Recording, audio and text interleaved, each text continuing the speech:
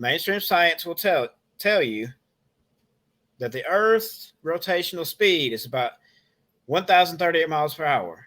The Earth orbits the sun at, what is that number on there, Josh? 66600. Miles per hour. They like that 66600. number.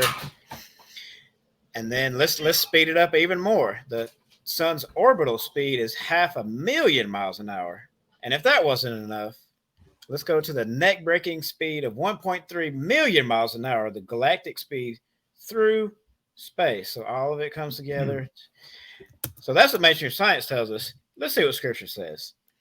Scripture tells us in Psalms 96:10, say among nations, Yahweh shall reign. The world also is established, immovable. I would recommend everybody look at that verse or look at both of these verses because it's the same Hebrew word and do a word study on that Hebrew word.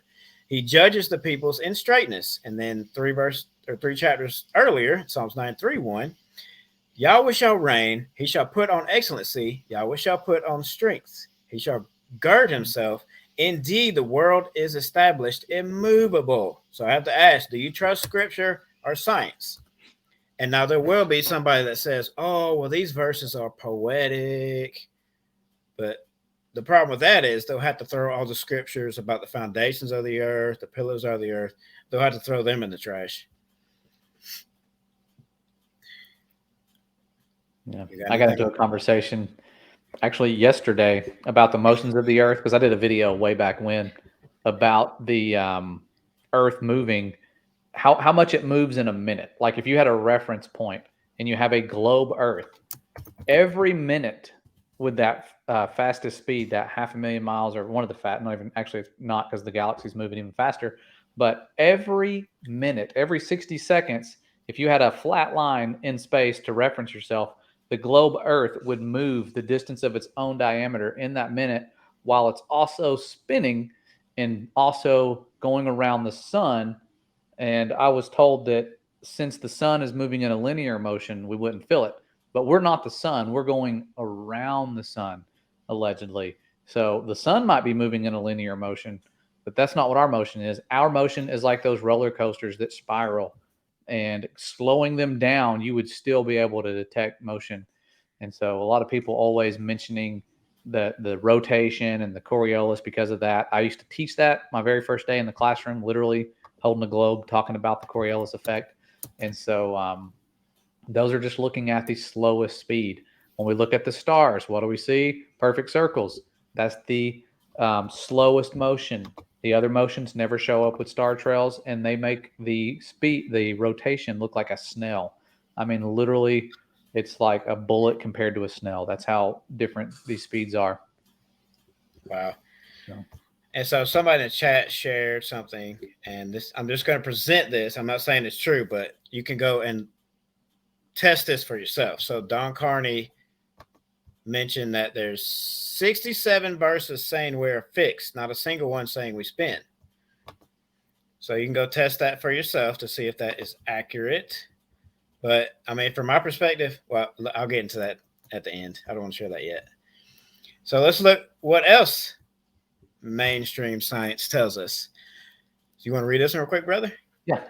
It says, you know that the earth would be a dismal place without its bright shining neighbor, the sun.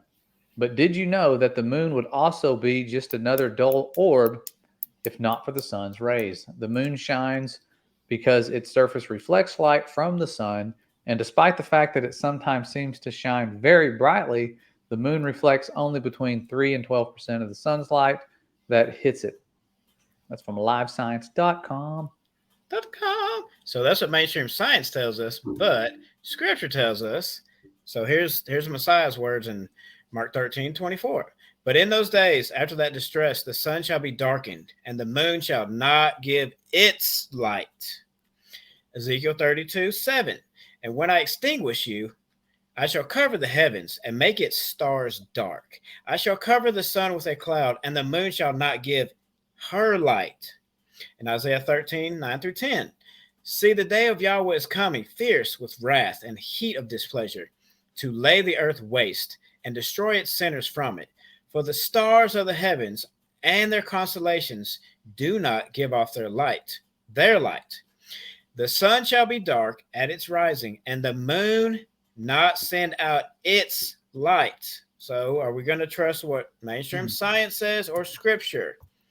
So, here we have a couple examples of, and I believe there are a couple more, where scripture says that the moon gives off its own light. So, we can see if you do a word study on all the words in Genesis 1 that the moon is a luminary itself. It gives off its own light. And we showed in I think I showed 3 different videos in, I believe it's episode 10. You can correct me if I'm wrong, Wendy, in the chat, where me and Lucas from 7 Trumpet Preppers, we covered the lesser light. And it's an easy test to do. Just get a laser thermometer, go out on a clear night, and test the moon shade and moonlight. And that's an easy test to prove that the moon does not reflect the sun's light, like they say. Some cool experiments most people can do. It's not hard to test the moon's temperature, the moonlight temperature. That's really cool. And I like Enoch's description of moonlight and how it says it gets its charge from the sun. And that always reminds me, using words like charge, and that its light is, what did it say? The sun's light is 7-fold brighter than the moon. And you can literally take a picture of the moon at a full moon at midnight and just adjust it to where it captures more light with your camera. I used to be able to do this quite well. And all you have to do is know how to do that. I can't remember how to do it now. It's been a while. But then you adjust the brightness afterwards in Photo Editor, and it looks like a noonday sun. And people, when I ask them, hey, what time of day did I take this picture? They will tell me, you took this at noon. And I'm like, nope, midnight. And I was not somewhere where the sun would be out at midnight. That was definitely just the moon. It is bright. And let me see. I'm looking for the verse in Enoch where it says the sun and the moon are the same size. Okay, here it goes. I don't have it in my slide, so it just came to me. So mainstream science says that the sun is 93 million miles away. The moon is approximately, give or take, about 238,000. All this stuff is depending on who you ask, because you get different answers. So that should tell you something. It's very problematic. But basically, the sun is 400 times the distance of the moon. It just happens to be 400 times the size. And when a lunar eclipse happens, they just happen to be right behind each other, and they look like the same size. And so I don't have the scripture in my slide, so I want to read Enoch 72:37 real quick. As he rises, so he goes down, and does not decrease, and does not rest, but runs day and night, and its light is 7-fold brighter than that of the moon. But as regards to size, they are both equal. So here we have in the book of Enoch, or Enoch, that the sun and the moon are the same size, according to scripture.